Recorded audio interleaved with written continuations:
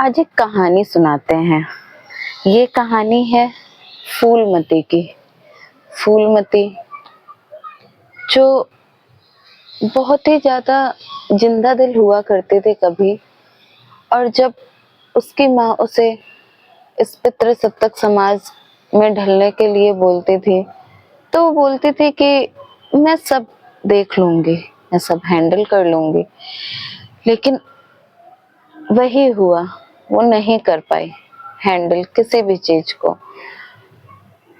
जिंदगी में दुख तो बहुत थे, लेकिन क्या हुआ, आज सुबह सुबह जब वो उठी, बिस्तर से उठते ही उसने देखा, ये क्या, आज कोई मुझ पर चिल्ला नहीं रहा।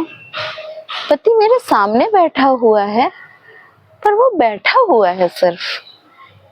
किसी ने भी मुझसे डिमांड नहीं करी कि खाना बनाओ, या किसी ने भी उठते ही मुझ पर चिल्लाया नहीं।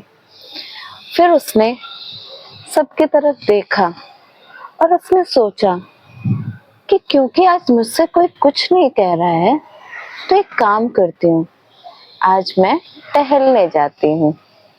वो उठी, पार्क की तरफ गई। बगीचे में उसने टहला, थोड़े से फूलों को निहारा और सोचा, कितने अच्छे हैं ये फूल, कितने आजाद हैं।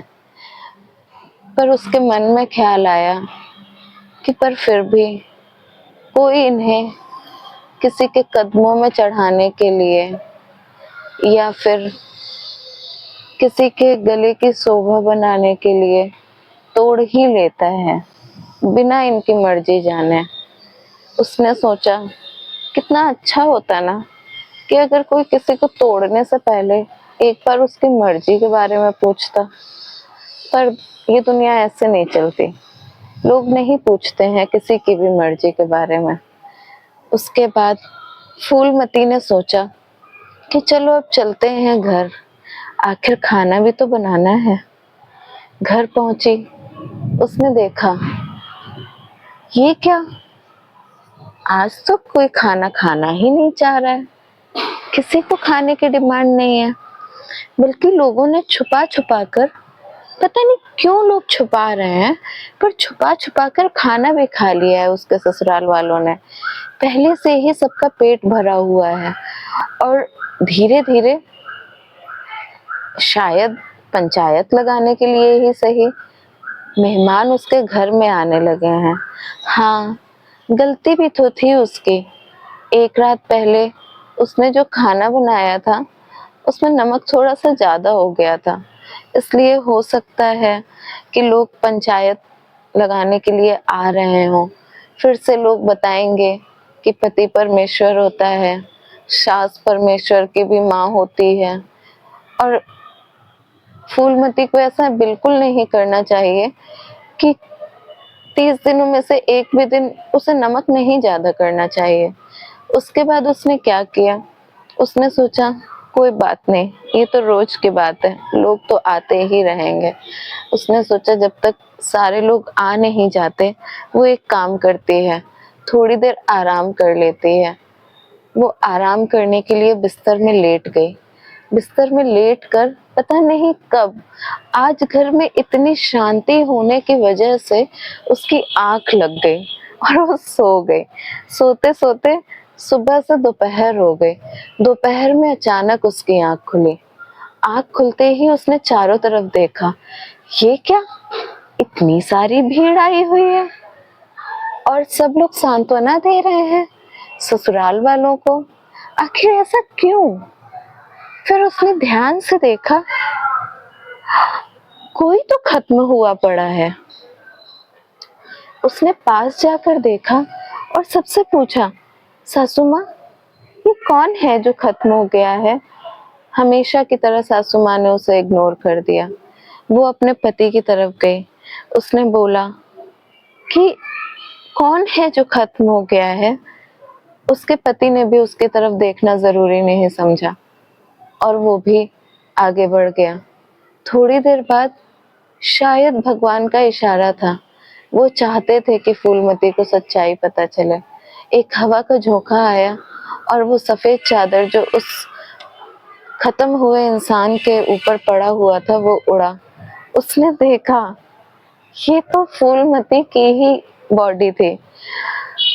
एक पल को वो सकबका गई और सकबका कर वो चारों तरफ देखने लगी। उसे लगा कि ये क्या हुआ, अचानक सब कुछ छूट गया है। पर फिर एक पल रुकने के बाद उसने सोचा, सब कुछ छूट गया है या मुझे सब कुछ मिल गया है? मेरी आजादी, मेरी मर्जी, सब कुछ जो मैं चाहती थी। भले ही मुझे मेरा शरीर मुझसे छूटा, पर उसके साथ छूटा है ये सामाजिक बंधन,